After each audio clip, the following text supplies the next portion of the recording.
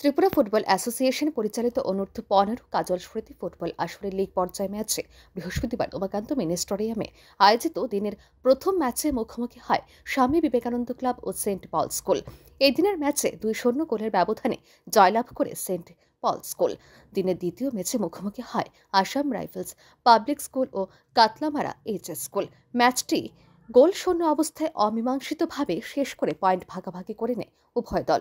দিনের তৃতীয় ম্যাচে আস্তাবল কোচিং সেন্টারকে 4-0 গোলের ব্যবধানে পরাজিত করে ম্যাচ থেকে পুরো পয়েন্ট তুলে নেয় টিআইএসএফ।